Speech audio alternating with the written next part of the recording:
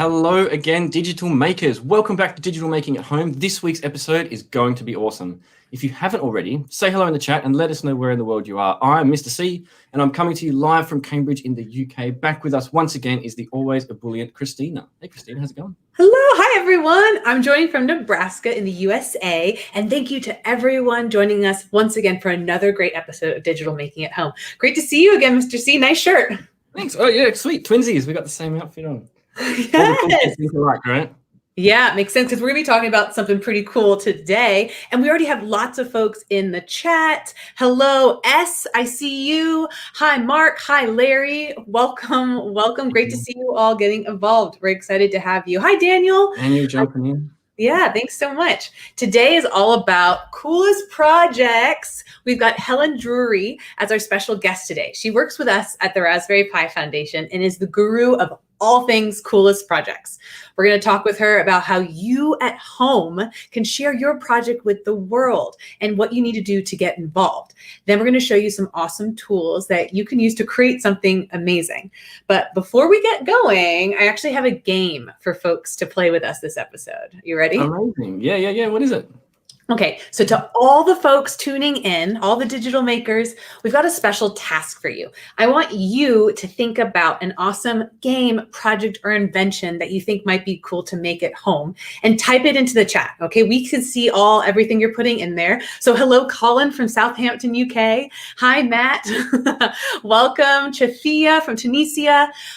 Go ahead and put an idea into the chat. We're going to collect all of your answers and use one of them for later in the show.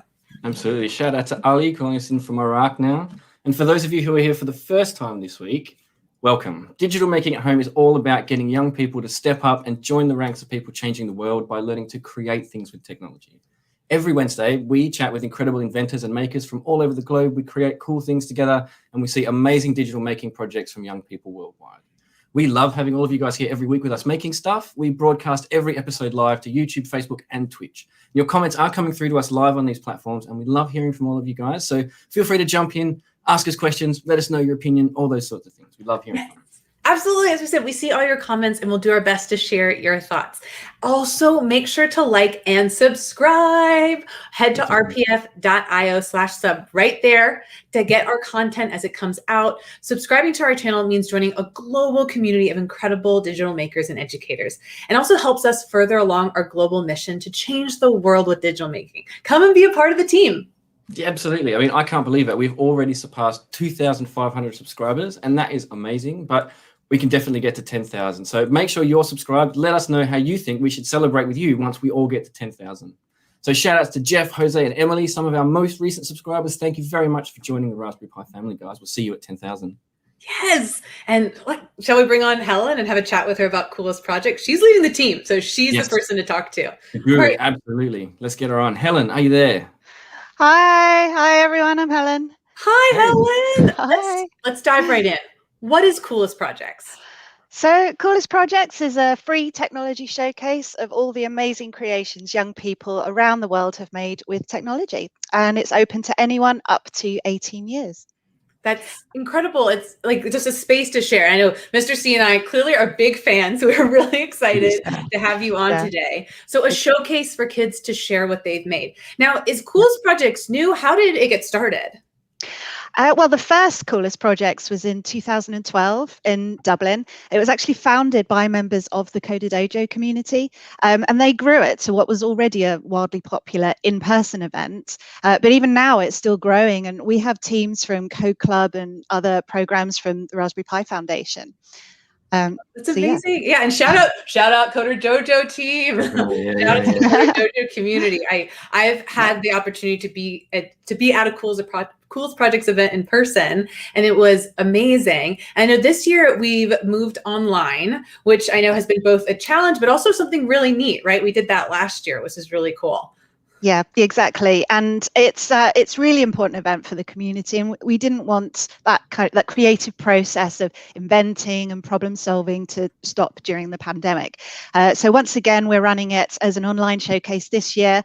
If you need some inspiration, check out coolersprojects.org because there's last year's gallery on there as well. So that's a great place to have a look at all of the projects, and it covers all types of technology categories such as websites and Scratch projects. And the important thing is open to all levels of skills. So even if you're just starting out, if you've made something you're pleased with, even if it's not finished, register it, show it off, because we want to celebrate that achievement.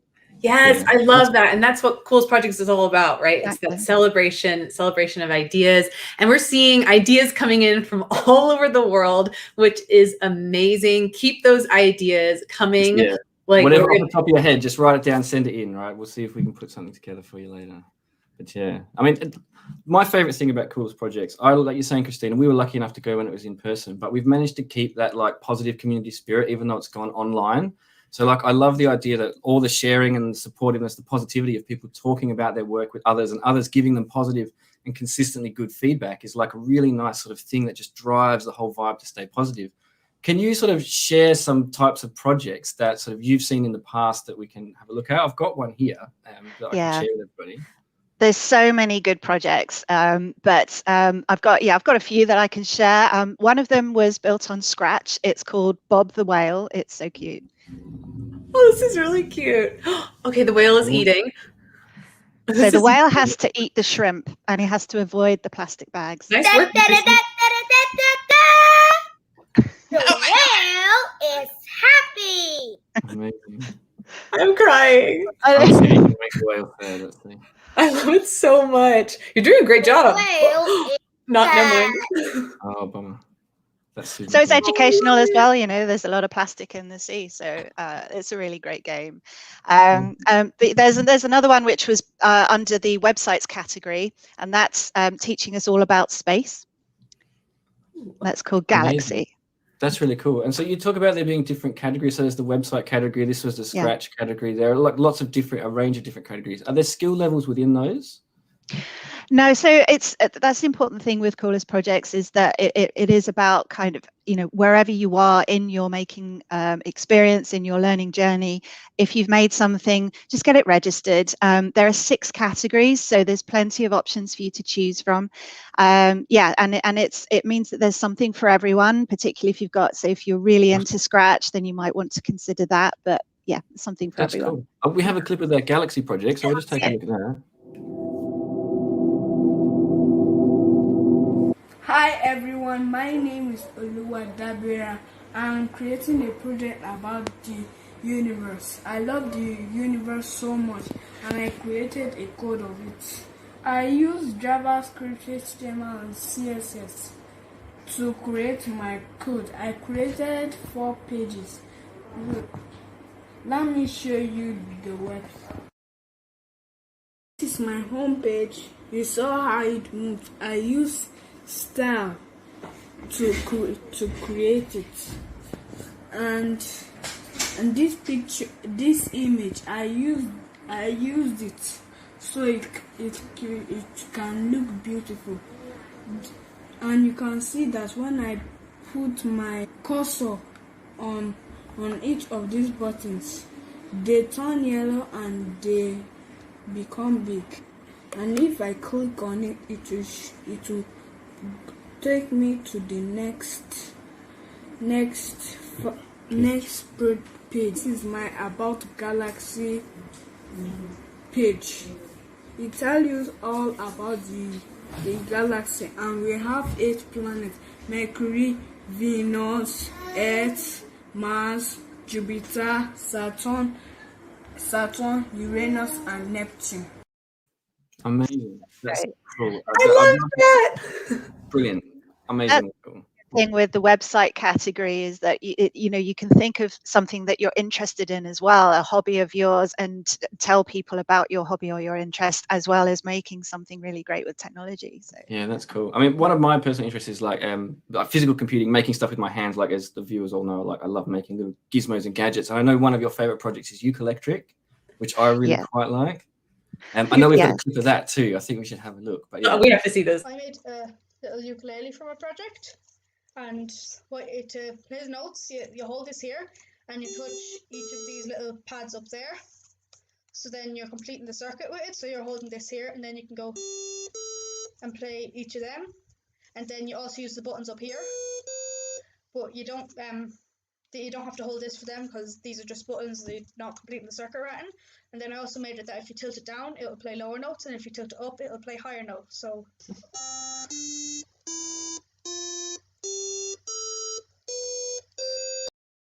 so good, so good. Oh, I love that. Actually, I just pulled out my ukulele yesterday, so I'm singing that. You still play that? Brilliant. Yes, yeah. I haven't played in a couple months. I've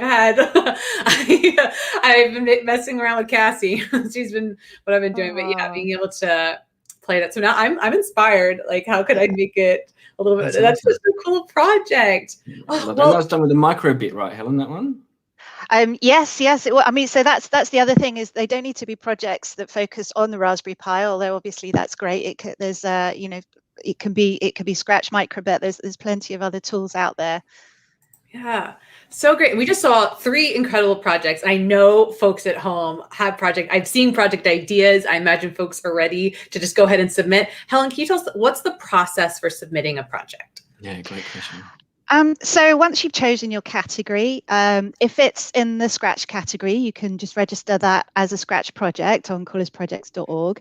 For any other category, just record a really short video, show us your code, and for all the categories, you just need to answer 3 questions, which is tell us about your project, why you wanted to make it, what did you find difficult about making your project, and is there anything that you would do differently? So it's 3 questions, and just make sure that you get it registered before the 3rd of May. Awesome. 3rd of May, folks. 3rd of May.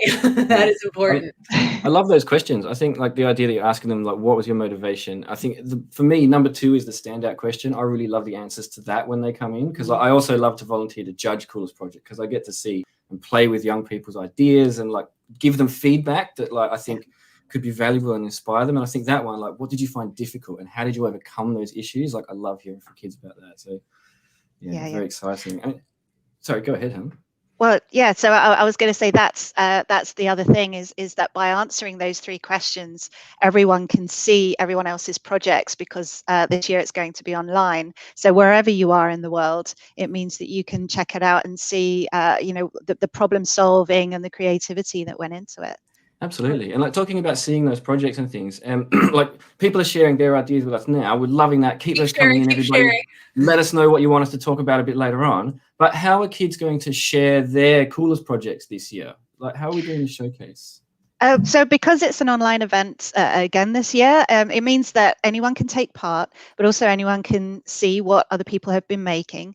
To give a bit of context, if you check out last year's gallery, like I said earlier, that will give you some inspiration, or even if you're just still not quite sure what Coolest Projects is about, I'd suggest you have a look at that. This year, we're expecting thousands of projects, and we've already had teams from over 40 countries taking part, and there's still 2 months left to go, which is amazing. Incredible. Yeah, but it's really simple. You just fill out a registration form. As soon as your project is ready, then you just paste in the URL, and then we'll check it out and we'll get it live. Cool. Wow, that's 40 like that. I know this year has definitely been hard because just having to stay home and having to be safe, but to be like, there's something about that to be like, oh wow, to be a part of something that's connected to folks all over the world, knowing that kids from 40 countries have already submitted ideas and are submitting projects. That's incredible, and that makes me so excited. All right, well, Helen, we have a couple minutes left. What do folks need? So we've got coolestprojects.org. What if they have a question? Do you have an email that they can submit a question to? Yep, you can email us at hello@coolestprojects.org. And that's somebody there will get back to you and help you with your question. But also we have a help tab on the website, and that is full of really valuable information, frequently asked questions, that sort of thing. And it will probably answer most people's questions as well. So check that out too. Yes. Thank Awesome. you so much, you very Helen. much. It's been incredible. Thank And you. yeah, I can't wait to see folks from the Digital Making at Home community share projects for Coolest Projects. Well, It's really exciting. yes. All right. We'll talk to you soon. Thanks so much for coming Great. on. Bye. Catch you later. Oh man, Coolest Project, so awesome. I'm the biggest fan. Like I say, I love seeing all the amazing new ideas and inventions that people just invent out of nothing. Like, it's so cool to see this creativity just flowing out of young people. I cannot Me wait to see it grow. too. Oh, like the creativity of young people is always so inspiring. And just like the little things, right? Like the whale is happy. The whale is sad. Yeah. The way they think Totally. about problems and their solutions. It's different than the way adults do. And it's just so much fun. And as this episode is all about coolest projects, I think maybe we should do some cool things with some tools that are available for folks to work with. What do you think? Absolutely, yeah, that's a great idea. I mean, it's always tricky to go from idea to invention, to get that like thing inside your head. There's like a big gap between being able to envision what you want to make and then seeing it finished and then starting from the beginning to make it real again. Like what sort of thing do you have in mind? All right. Well, we asked the audience for some ideas at the top of the show, and they've delivered. It's really cool. I still see ideas Nice. coming in. Loads of entries and comments from folks. But I thought a couple of ideas are really cool, and we make good examples for how to get started. So first one I'm seeing here. Well, how would you like to start, Mr. C? I mean, we've had some people throw some things, so let's jump on one of those. We've got Colin Woodshow's jumped in on YouTube here about something with a traffic sensor or a pedestrian sensor to work with some lights and a buzzer. That appeals to me, that idea. I think that's something you could knock out quite quickly. I think that's a really cool concept that you could then build on to make very impressive. It's a bit like the parent detector project that we already have on the project site. So if you go to the project site and look for parent detector, that's a very similar idea. And you could use something like a PIR sensor. You could use something like an ultrasonic distance sensor, and then connect that back up to a Pi or a Pico and have it detect what was around it and then set something off. You could also like maybe attach a camera to that and do some interesting things with that. And folks can check out, I think a couple streams ago, we did a Pico project where you had a sensor on it, right? And Yeah, we were talking about in terms of like how a car like might go back and forth. You still got it? So that could be a starting spot, right? Exactly. Totally, yeah. Well, and here's the finished gizmo. So this is essentially what you're talking about. So I have one here pretty much for Colin. So if you go back and look at our old episode, Colin, that's pretty much what we did. You've got the Pico here. There's a buzzer, there's a UDS, and it goes off when you get closer. The beep gets like faster when you get closer. Something like that would work, and you could like reuse it. That would be cool. Yeah. I'm seeing an idea from S on YouTube. Think about a combination game. So you would have to memorize the pattern and then press the correct buttons in the same order. I like that idea, S. Yes, that's a cool idea. Yeah. Like the Dance Dance Revolution type thing, and then you would have it build a list. You could do that in Scratch. It's a lot like the Binary Hero project we have on the project site already. That's a really great project you could use as a basis for that idea, or get the concept, run through the project, teach yourself the way that idea works, and then reapply it to your idea. Like nobody asks a mechanic to go and invent a spanner before he fixes your car. So if you're going to make a new thing and someone else has an idea, go learn that idea, take that knowledge and make something new with it. That is innovation, right? And that's what we love to see in Coolest Projects. That's one of the best things about it.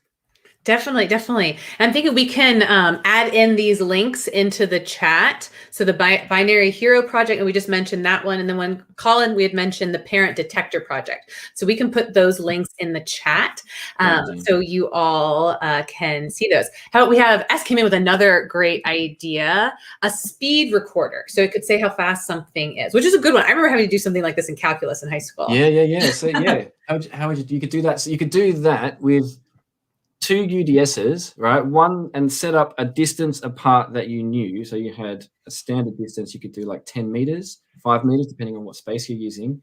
Set up two UDSs and put something through the field of them both and have them record the timestamp and then find the difference. And you can then calculate the speed. You could do that. That's a great idea.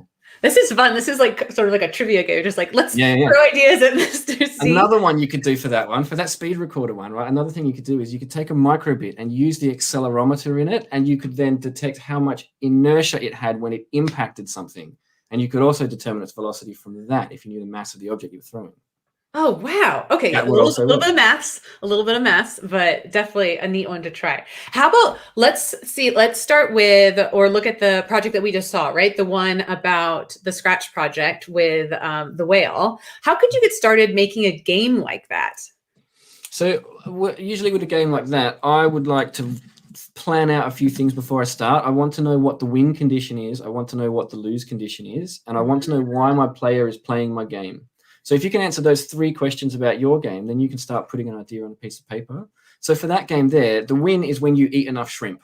Okay, so that's quite an easy one. That's a great one. Collect the coins, collect the MacGuffins, and watch your score go up.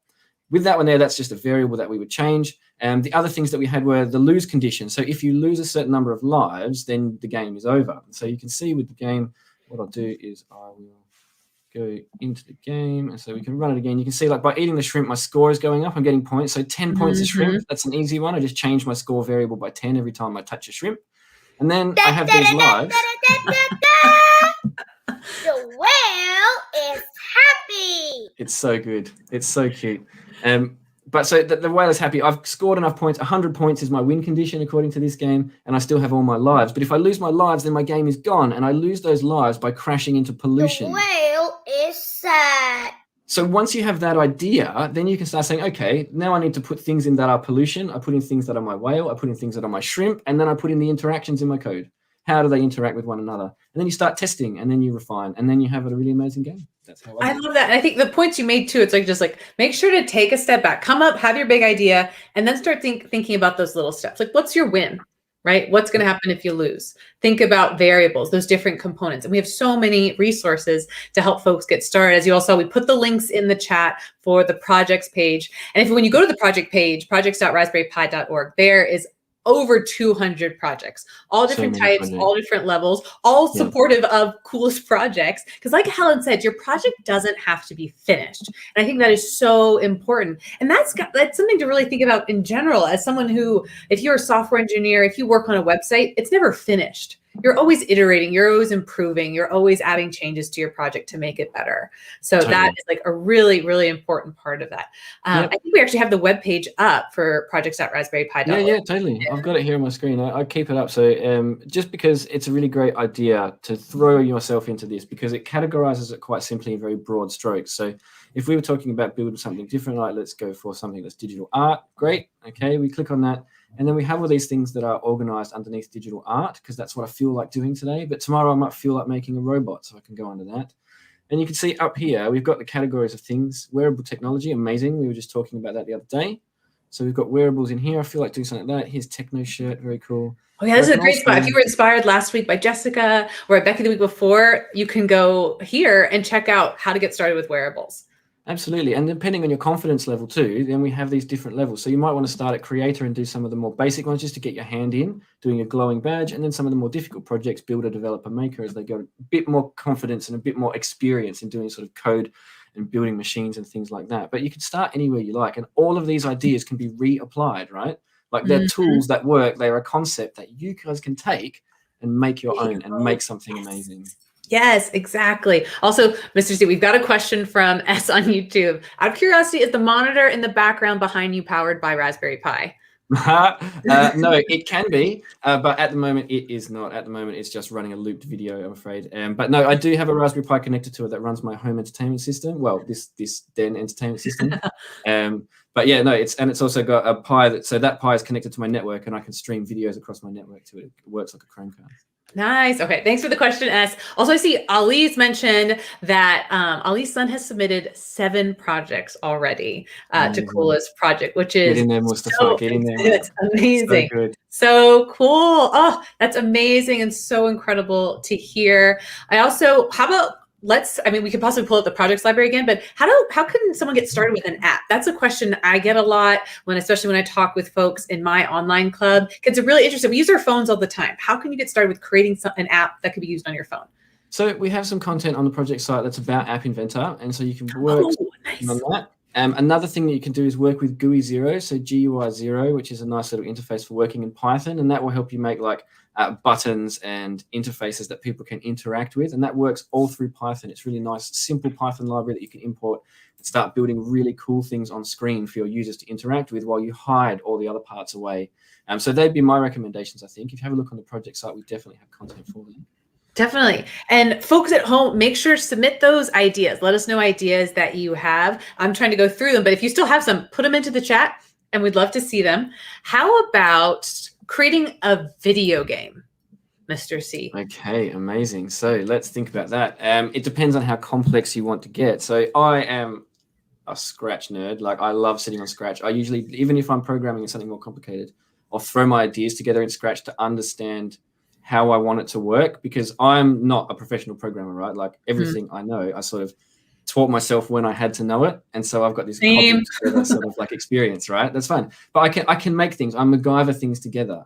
So going away and moving something in Scratch, I know how to do a game very quickly. Like you saw, I could prototype you that whale game very quickly in Scratch. And then if I wanted to make that in something like Game Maker or Unity, I could take my idea and see that brain map that I dumped into Scratch, which I know back to front, and I can make things very quickly. And then I can go and learn how to make those things again in my game engine. So lots of things like that. But Unity is really great if you're a confident coder. The only difficulty is that you'll be working in languages like C#, which is quite tricky. But for me, again, if you make a video game in Scratch and enter into the Scratch, it doesn't matter what it is that you've done. I have seen some games in Scratch that are unbelievable. You would not believe the things young people can do with Scratch. Very complicated games with multiplayer things, lots of different loading screens, inventories, all sorts of stuff. You can take Scratch and expand it out very, very fast. So if you're interested in starting in video games and you're not a confident programmer, don't be afraid to try and make something in Scratch. If you go and look, we did an episode a little while ago, if you remember, Christina, about some of the amazing things people did in Scratch. If you go back to our back catalog and have a look at that one, we include all the links for these amazing video games that people have made on Scratch, and that's what I'd recommend to do. Definitely. I mean, I see S is already saying Scratch is my online life. Agreed. Agreed. And Janu, I hope I'm pronouncing your name correctly, gave us some suggestions. Like on Scratch, you can use like the forever loop if you want to add in something special with like making a game, which Absolutely. is great. Yep. Yeah. And that's what I mean. Like forever and while true are the same idea. It's just about knowing which language you're speaking, right? Like the concept of building a sentence is the same. Once you understand which language you need to apply it to, you can then translate it. And that tends to be how I code stuff, if you know what I mean, like to get my idea out and then I translate into the language I need to use. I'm thinking about the Eucalyptic as someone who loves music, and for any folks who also love music out there. That project, did we say that one was on Microbit? Yeah, totally. That one would have had, it would have been looking for circuits being closed through capacitive touch. So your two hands, like you are electrically conductive, right? Like you know, I forget that sometimes. Yeah. So if you have a circuit and the positive end is touching this hand, and I have my negative hand not touching anything, every time I touch, so I'll go here, every time I touch the other side, I'll close a circuit, right? And my microbit can detect that circuit closing and then play a tune, or it could turn on a light, or it could make something else happen. And so I've made games where, like, I was talking about Dance Dance Revolution before, with buckets of water. So I connect you to the circuit, and then you play Dance Dance Revolution in your bathing suit in like 4 buckets of water with a projector screen in front of you. It's like super duper fun. It's this capacitive touch. I love the creativity of that. Just, yeah, making it your own. You very much made that project your own, which I love.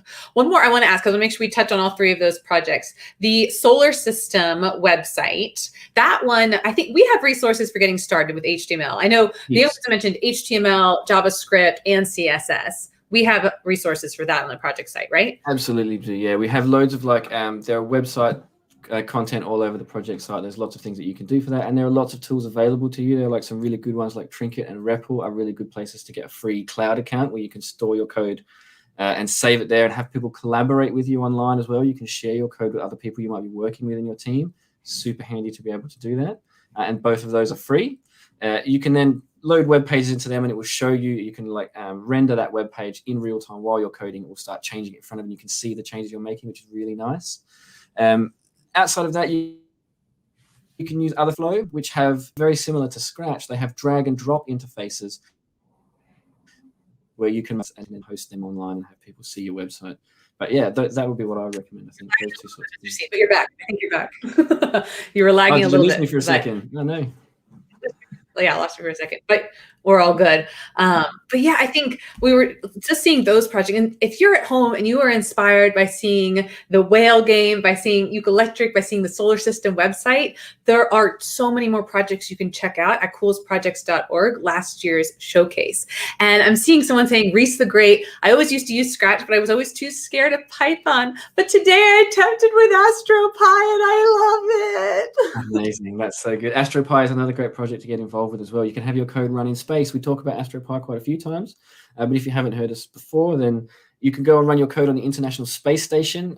You write it in Python. It's very simple. We lead you through the entire process from beginning to end. You can see one of our old episodes where we've done the AstroPi on it. It's quite a quick thing that you can do and get your code sent into space, and that closes soon, so you need to get your entries in quite quickly. Yes. For AstroPi, check that out. Coolest project. We're here to help you experience digital making. That's what Digital Making at Home is all about. That's what our programs, especially Coolest Projects, AstroPi, are all about, giving you a chance to just have fun and create with code. We want to see your projects. Well, that was great, Mr. C. Thank you so much. It was really fun to do some ideation with you and look at the practicality of starting a project from scratch. The brainstorming, planning, and like just making a project is always really fun. And I think that's what it's important to recognize, like have fun making the project, but it's also important to know what tools and how to make your ideas into a reality. It takes a little bit of thinking, right? Yeah, it does. And I think it's easy to get frustrated at that first step if you're not ready to sort of slow down and get your ideas out in a planned way. And that gap, that's where I find lots of young people that I talk to, that I mentor, they get stuck there because it's like, how do I get it from here to the page? Just drop your ideas out and then organize them, right? Everything in your head, bang, bang, bang, bang, just brain dump on the page, organize them and get it going. It will sometimes seem like extra work, but it always, always, always pays off when you're making the thing. Because when you're prepared for whatever might come up and you know what your goals are in order, you can always be agile and change a plan. But when you have no plan, you could be stuck. And if you get that hurdle that pops up, it can just throw your whole thing for a loop and you give in. Yeah, definitely. And so for folks at home, if you create an awesome project, you could enter it into Coolest Projects. I can't emphasize it enough. Coolest Projects is one of our amazing programs. So share. We'd love to see what you create. You can register your projects now. Okay, check out coolestprojects.org for more information. Absolutely. It was so great to see so many of you getting involved this week in the chat too.